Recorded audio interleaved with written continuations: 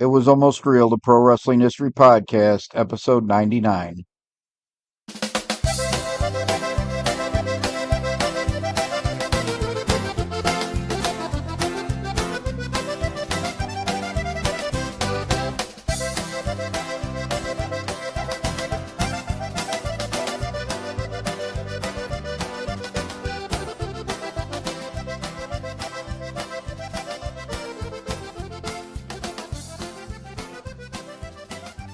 Hello and welcome to this episode of It Was Almost Real, the Pro Wrestling History Podcast. My name is Ken Zerman Jr., and this is the podcast dedicated to the history of professional wrestling from the 1860s to 1930. And in this podcast, I'll be talking about a 1891 match between former American Heavyweight Wrestling Champion Joe Acton and the future World Heavyweight Boxing Champion Bob Fitzsimmons.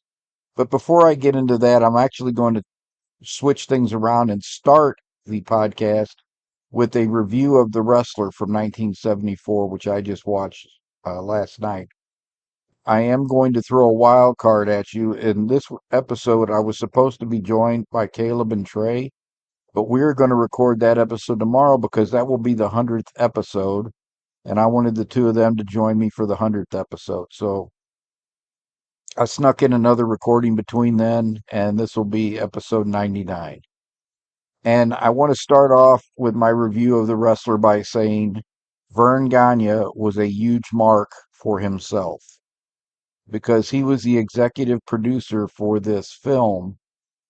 I think just like with his wrestling promotion, the AWA, Verne Gagne had to make himself the big star of the movie, just like he had to make himself the big star of his promotion. Verne Gagne loved him some Verne Gagne. In this film, made in 1974, he is 48 years old, and he looks 48. And he is a wrestler, he admits in the film, or it's shot, directed in the film, that he is getting up in years and he knows that he is close to retirement. Art imitated life. This film was released in 1974 and 1975. After holding the belt, the AWA World Heavyweight Championship, for 7 straight years, he won the championship in 1968 for the eighth time. No, the ninth time. And he held it from 1968 to 1975. According to Wikipedia. I don't want any of the AWA people writing me saying, well, that's not exactly true. There were these two short, not put on TV, not really talked about times where he dropped the belt to somebody else. So that could all be true. I didn't even get AWA wrestling until the end of 1983. And when I say end, I think it was like November of 1983. And the only reason we got it then is because Verne Gagne was part owner of the St. Louis promotion, and they had just gotten kicked off of Channel 11 and lost the Wrestling at the Chase show to WWE. So Verne Gagne's promotion, the AWA, was established in 1960. From 1960 until 1975, so for the first 15 years of the promotion, Verne Gagne was their world champion for 11 years and 8 months. The next most frequent title holder was Mad Dog Vachon, who had 5 championship reigns, which covered about a little more than, no, actually just about 2 years. Most of the time, the champion was either Verne Gagne or Mad Dog Vachon. Verne Gagne was at the top of his promotion for most of the first 15 years that it was in business. When he won it in 1968, he was 42 years old, and he held it until he was 49 years old. I was not a fan in the 1970s, so I did not see Verne Gagne during any of these title runs, nor did I see him during his comeback year that he held the title in 80 and 81. However, I had become a wrestling fan by then, and in 80, the 80 and 81 title run, it was about just about a year, and then he retired as champion. Nick Bockwinkel was just given the belt back in 81 when Verne was 55. So at 54, he wins the title for the 10th time, holds it for a year, and then retires as world champion. Did I say that Verne Gagne was a mark for himself? During this period that he is the champion for 7 years, he is beginning to show his age. My thought when I first saw the pictures in the magazine, and I didn't know how to pronounce his name either, I'm like, who is this Verne Gagne? And why is this old man the world champion in AWA? Because he looked to be 54 years old. Nowadays, there's people that don't look as old as they are. And I will say, he lost to Nick Bockwinkel in 75. Nick Bockwinkel was already 41 when he won the title. But Nick looked younger and projected younger. So when he was the champion, he looked like he was mature and he was getting older, but he still could carry it off. Verne looked like an accountant. And I know Verne Gagne can stretch most people. He was an NCAA wrestling champion. He was a legitimate tough guy. But he should not have been carrying the championship for his company when he was in his 50s because he looked like he was in his 50s. And it doesn't, in professional wrestling, it doesn't matter if you can beat everybody or not. You need to look like you can beat everybody because it is a cosmetic industry. It is a worked sport. They're not wrestling for real. This is not a good comparison, but the one thing I keep hearing about is there's an AEW wrestler by the name of Mike Speedball Bailey. He looks like he looks like a little nerdy guy, and he acts like a little nerdy guy in the ring. And everybody's like, "Oh, but this dude is so tough. He's one of the toughest guys in wrestling. He's a fourth degree black belt in Taekwondo." Well, I'm a fourth degree black belt in Taekwondo. And I can tell you that means jack all of nothing. I've known some fifth and sixth degree black belts in Taekwondo who will kill you. And I've known some fifth and sixth degree black belts in Taekwondo who couldn't whip their way out of a wet paper bag. It really depends on age and skill level and how you're competing and all of that. The fact that you have a black belt that's a certain degree doesn't really mean anything. And I don't remember where I cribbed this, but I cribbed this from a BJJ black belt. But when my sons got their black belts, I told them that black belt covers 2 inches of your backside. The rest you have to cover yourself. And I've known some first degree black belts. I've known some guys who were colored belts that could smoke most black belts because they were wrestlers or they had had some kind of combat sports background. If you have fought MMA, you can probably smoke most of the martial artists out there, traditional martial artists. You're not going to be able to smoke all of them, but a lot of traditional martial arts, if you've had MMA training, because you can take the fight to levels where to areas where a traditional martial artist is not comfortable, you end up with a big advantage over a traditional martial artist. A lot of people say this guy is a tough martial artist. And like I said, I know guys that are, tough and can beat up most people, but he does not look like it. If he is really that tough, he should have went into MMA because he would have been very marketable there because when you come out and you look like you can't whoop anybody, and then you crush a couple guys, you will be a huge star with the fans and you will make a lot of money that way, being a huge star with the fans because you don't look like there's a couple guys that look like accountants, but they can crush you. And Verne looked like an accountant, but he in his younger years he could crush you. When he was in his 50s, he could probably crush a lot of the professional wrestlers who had no legitimate background in wrestling. It always cracks me up that these big muscular guys, every bodybuilder I think I've ever met that has a fairly good physique, They all think they're tough, and they're not because they don't know how to fight. They have an advantage in a fight over the average person because they're bigger and stronger, and a lot of them are in better shape. But the person that actually knows how to fight, has combat skills, has done judo or jujitsu, or has sparred in kickboxing or Muay Thai, has such a huge, monstrous advantage over that bodybuilder. Usually you just got to wait for them to wear out. And then they're, cooked. In professional wrestling, if you look like a bodybuilder, that is a lot of times a ticket to being a huge star because you do look like you can beat everybody.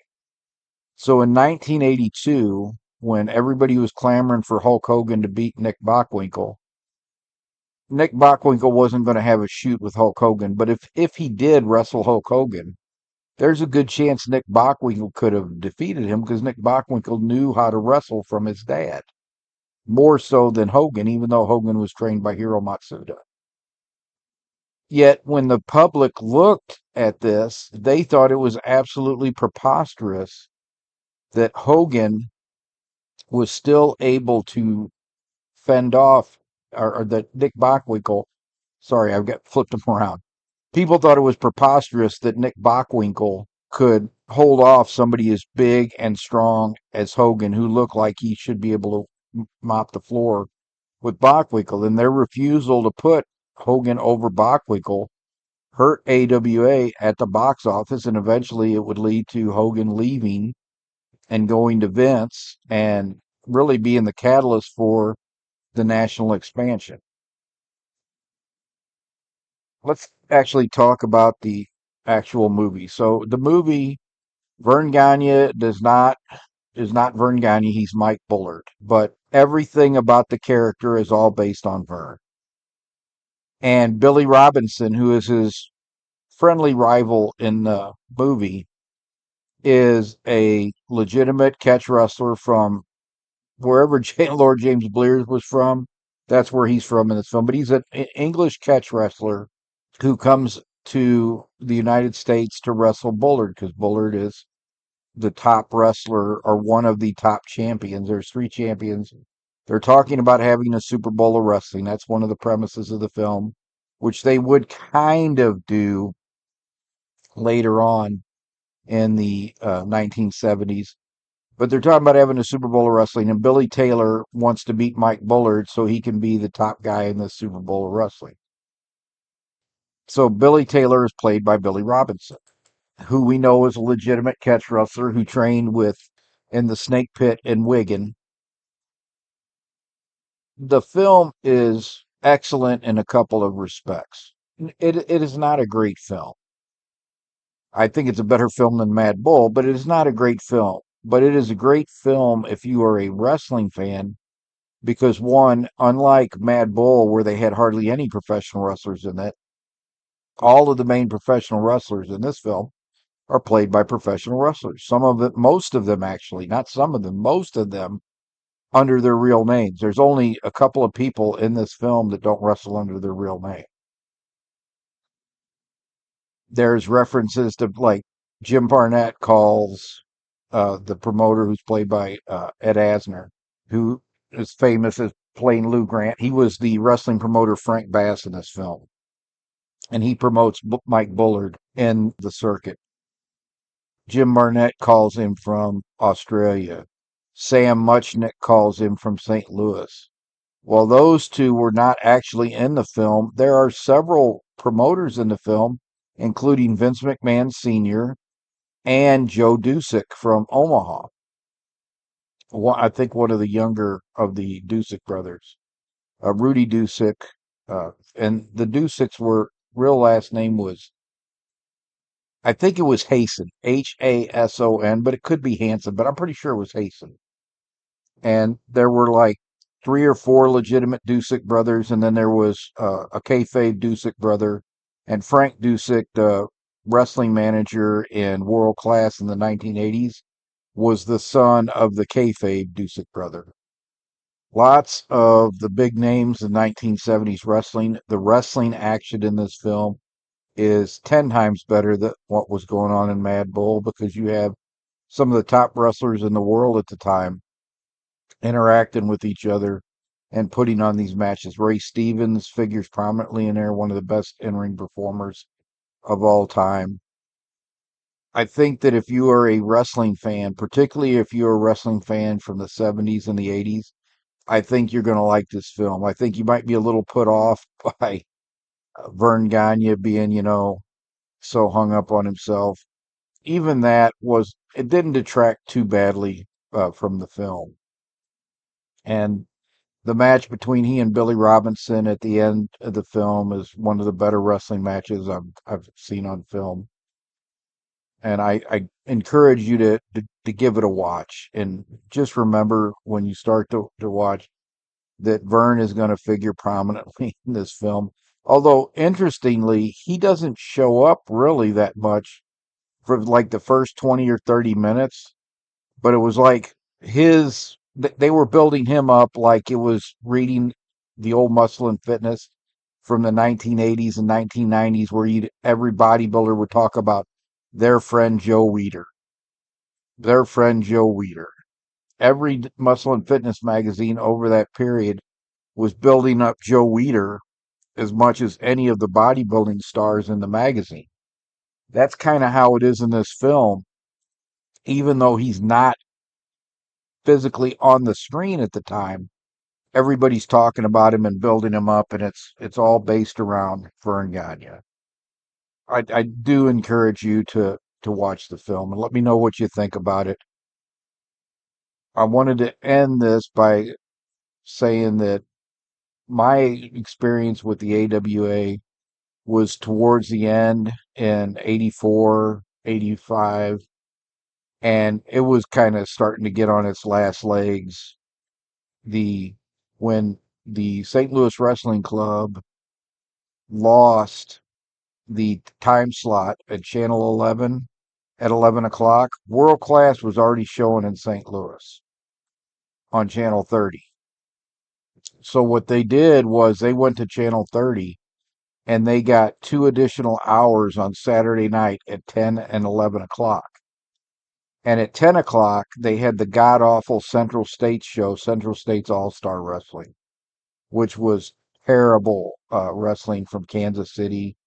Bob Geigel was part owner of St. Louis with Pat O'Connor and Verne Gagne. And so then the 11 o'clock show was Verne Gagne's AWA, which was better, but it was still pretty boring. It really only got good for about 6 months when Bruiser Brody came in and worked for Sheik Adnan Al-Kaisi.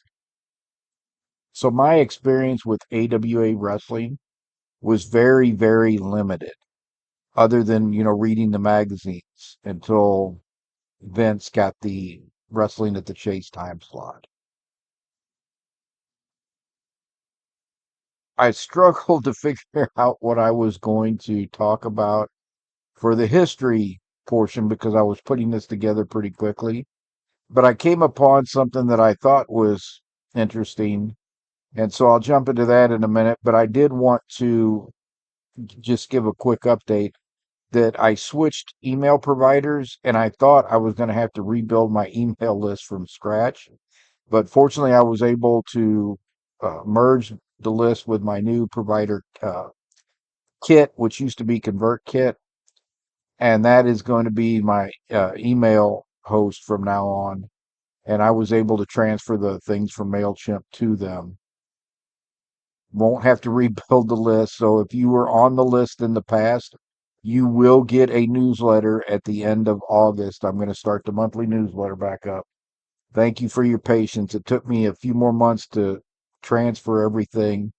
I had said earlier in this year I intended to switch both my web host and my email host, and I've been able to do both of those things now. So thank you for your patience.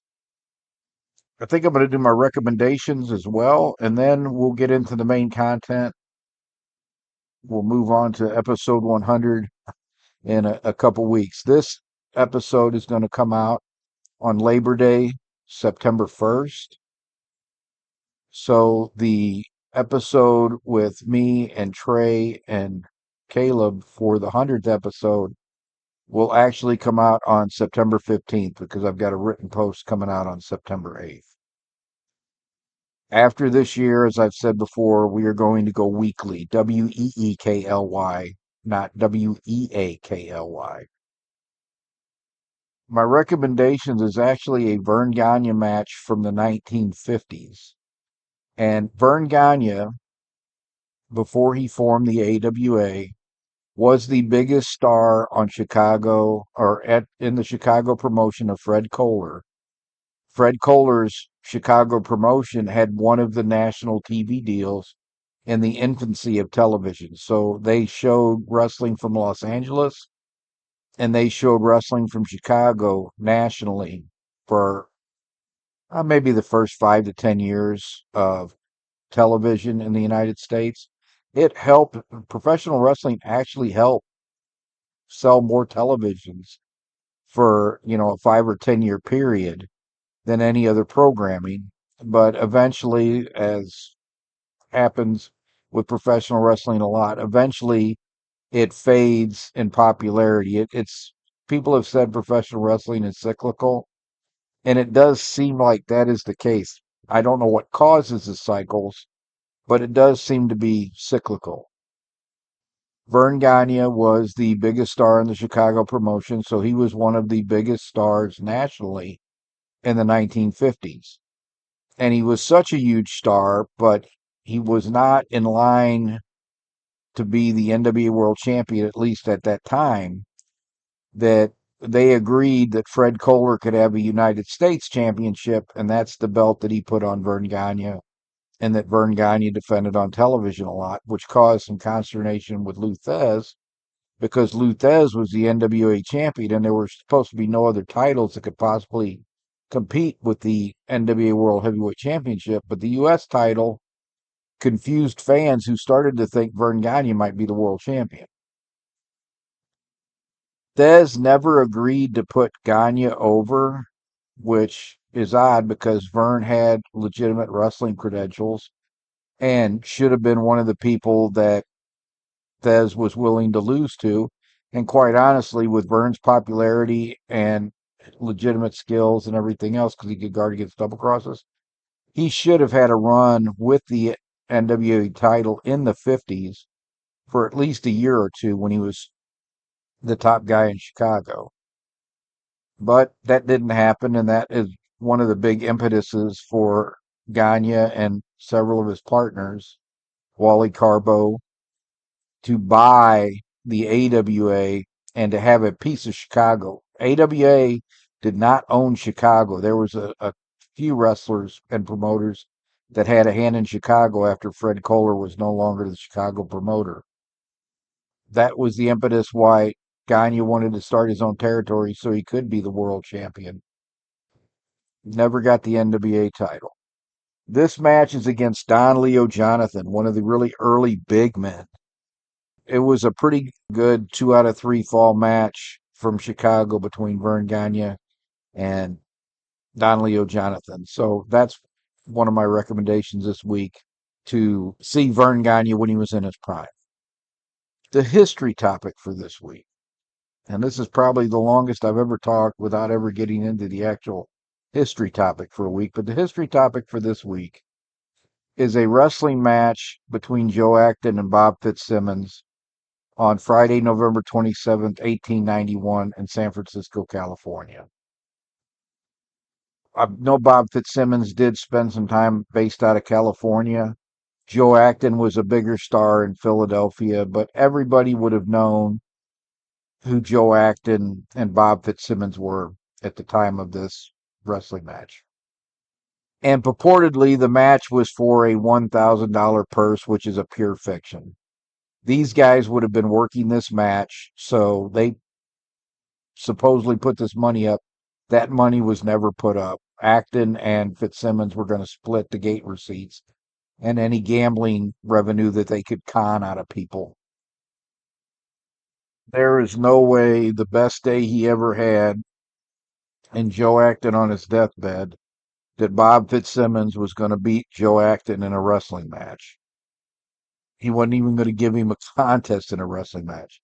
Joe Acton was so good at catch wrestling that William Muldoon, who was almost 70 pounds heavier than Acton, would not wrestle a catch as catch can wrestling fall, not a match, a fall. He would not do a mixed styles match with Acton where he would have to wrestle catch as catch can wrestling with Joe Acton because he was afraid Acton would put a sub on him and hurt him. That is how great of a wrestler Acton was in catch wrestling, even though he was only 155 pounds. Actually, in this match, Fitzsimmons was only 148 pounds. He would eventually get up around 168, 175 when he was a light heavyweight. And when he was the heavyweight champion, he never weighed more than 175 pounds. They start the match, and Fitzsimmons puts a, or not Fitzsimmons, Acton puts a neck hold on Fitzsimmons and turns Fitzsimmons to his back. But Fitzsimmons is able, not available, but able to avoid being pinned. Fitzsimmons shocks the crowd, but it definitely is no shock to Acton when Fitzsimmons applies a body hold, lifts Acton off the ground, and slams Acton for the first fall at 11 minutes 40 seconds. It is absolutely preposterous that he could have done this without active cooperation from Joe Acton.